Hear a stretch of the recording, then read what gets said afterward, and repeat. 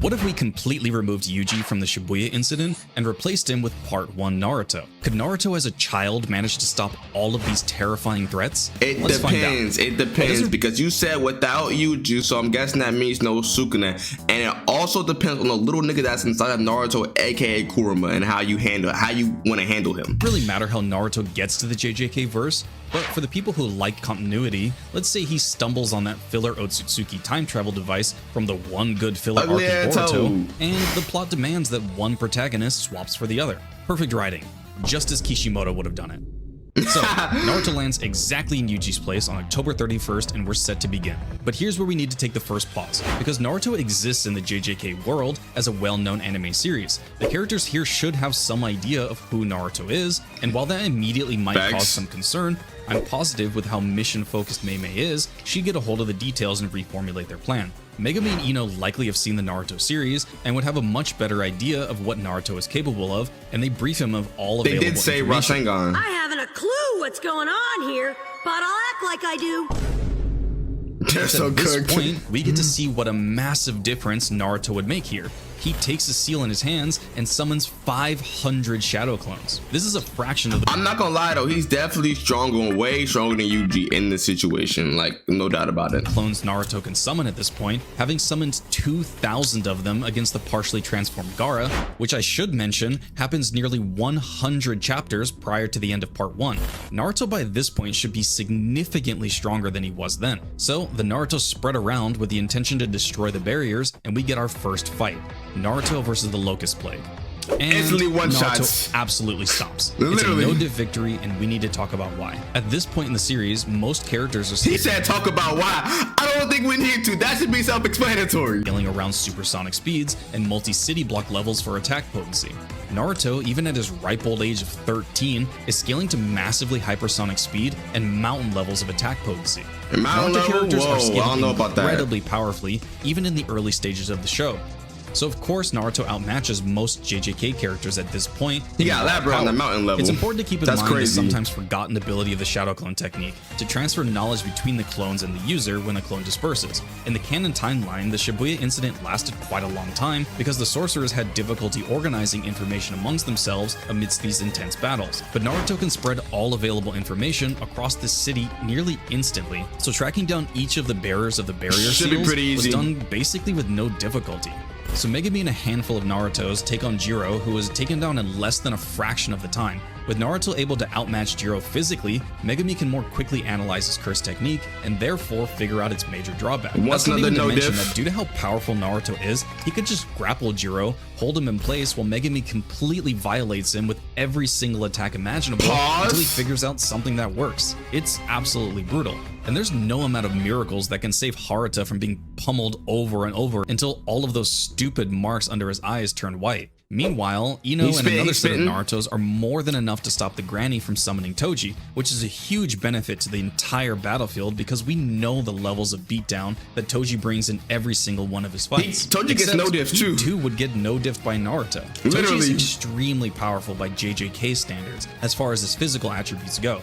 And while his skills in combat far surpass Naruto's at this point, there's just no way that Toji is throwing hands with a dozen Naruto clones, all faster than him and attacking with more strength than he can handle. He's spitting right now. Not even to mention Kurama's influence, which is a huge factor here. Oh my gosh, if the One Tails came out, holy. The JJK right here, they're cooked. Stress is tapped into semi-controlled versions of his Kurama forms, including Initial and V1. These are absolutely massive amps to his speed, durability, and attack. Yeah, Toji gets obliterated. That would effectively negate any difference in skill that Toji might have. But even if we equalize their stats, Naruto's regen and stamina are ridiculous. Not only is his energy pool nearly bottomless by virtue of being an Uzumaki with the Nine Tails, but he has been shown to heal from being stabbed through the chest by Sasuke's Chidori in a matter of seconds. But there's no chance that he wears down Naruto before he's hit by a Rasengan and blown to bits. As much as I love Toji and would love to glaze him, he's completely getting no-diffed by this blonde 12-year-old while being given a shonen lecture in Naruto's ninja way. But thankfully, we don't need to see our man Toji get treated that way. One Rasengan, he's Naruto gone. and Ino beat the ever-living hell out of Ogami and this character who doesn't even have a name. I mean, when your name on the official wiki is listed as someone else's grandson, that's and you actually come across insane. a guy with protagonist hair, you know you're getting cooked. Back in the subway station, another set of Narutos is taking on Choso, who may prove to be his first interesting matchup. Choso's blood manipulation on paper is such a direct counter to Naruto's fighting style. Shadow clones can't even take a singular hit before dispersing. Yep. Naruto really has no means of closing the gap, other than outpacing Choso in pure speed, which of course I was he about to can say do, that. and Choso is neutralized. Even Dagon with his domain expansion is not much of a threat, given the fact that we've previously established that Toji is physically outclassed by Naruto, and we saw the kind of damage he did to Dagon. So this fight is over and done with extremely quickly. Again, even if we lower Naruto's stats to Dagon's, which would have to be a huge nerf, he'd still match up extremely well in this limited environment due to having an incredible amount of support from the rest of the individuals here. I forgot they was there. Dagon is getting served up.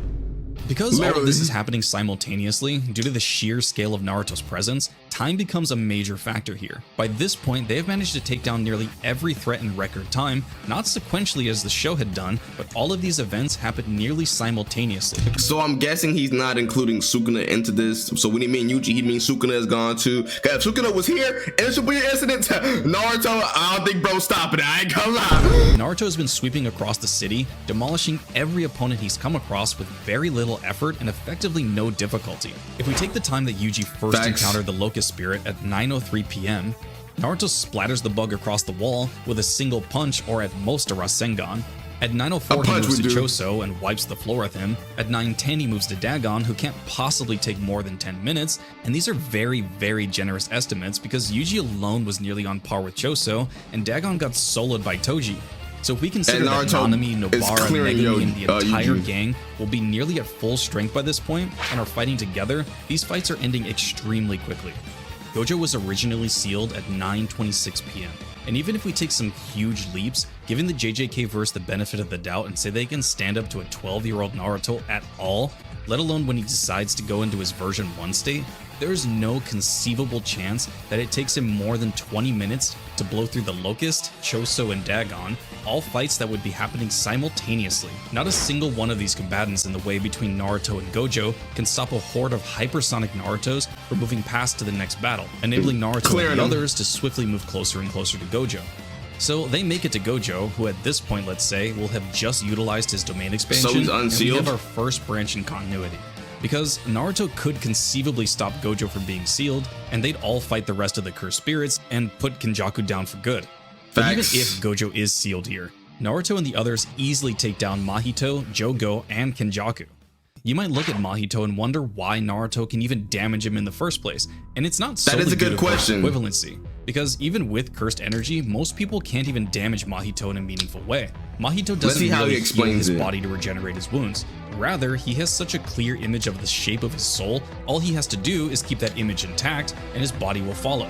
The reason why Yuji can damage him is due to being inhabited by Sukuna, which has given him a unique insight into the contours of the soul, thus allowing him to strike at Mahito's. And here we have to thank the Naruto series for being so influential, because Yuji isn't the only protagonist whose body is inhabited by another soul. In Naruto's case, he has the Kyuubi, a living embodiment of chakra, and with some grade school level of mental gymnastics, we can safely assume that Naruto too would have some innate ability to do this, much like Yuji. But I agree. If he didn't, and we were disregarding this potential cross-verse loophole, there are just too many people here for Kenjaku to risk losing out on idle transfiguration for. So either Mahito is defeated by Naruto and Kenjaku just absorbs him in the way that he did after his battle with Yuji, or Kenjaku calculates that the risk is too high and takes a preventative measure and absorbs Mahito either way. That just leaves Jogo and Kenjaku. And that's a clear. And by extension, Sukuna isn't here, Urame never shows up. And I'd personally say with these odds all stacked against Kenjaku and Jogo, they're done. Suffering incredible losses. They're done. With no Sukuna, Naruto stopped the Shibuya incident like easily. Like I would say mid-diff at most, bro. Like without Sukuna, now if Sukuna was there, Naruto, you're cooked, buddy. But if Sukuna's not here, yeah, he stopped the Shibuya incident. I most definitely think he stops the Shibuya incident. They'd certainly have to turn tail and attempt to escape, since victory doesn't even begin to seem likely here. Not at all. Let's say for pure speculation that they do fight, Jogo would have no qualms using his domain expansion. So he utilizes Coffin of the Iron Mountain, and it brings everyone into the inside of a volcano. And while this maneuver would certainly disperse every single one of Naruto's clones and put all of the other sorcerers at risk, The threat of their deaths would certainly bring about the activation of Naruto's V1 cloak, and the amp would rocket Naruto into blitzing territory, and Jogo would get dealt with worse than he did against Gojo. But maybe Jogo drops his meteor instead of the domain expansion. Well, Naruto's Vermilion Rasengan has an attack potency of city level at the lowest possible low ball, all the way up to large mountain level at the highest. No. I gotta stop you right there. Naruto's Rasengan being mountain level, someone gotta explain it to me in the comments, bro, because there is no way Naruto at this point or so should be anywhere near mountain level. City at most, bro. Oh, chance. Because Pain, literally, his strongest attack, Almighty Push, literally was only capable of destroying the Hidden Leaf Village. Let's be real. Mountain level's kind of crazy. But it wouldn't really matter either way, because Gojo either never got sealed, or they never had a chance to escape with him in the first place, as the Prism Realm would be stuck to the ground, leaving ample time for everyone to get in place and defeat the rest of the opposition. So that's part when Naruto absolutely changes the flow of the Shibuya incident while just half-assing it. Had he summoned 2,000 clones like he did against Gaara, this would have been over in a matter of minutes, but with how easily Naruto was dispatching each combatant he went against, I don't think he would have ever been pushed to that point. I mean, what's a greater threat? A giant-tailed beast made out of sand, capable of blowing up villages with a single blast? Or a scrappy group of low-powered magicians that kind of punch hard? The JJK disrespect can... Yeah, I'm not gonna lie. Naruto, if Naruto's there and there's no Sukuna, he clears.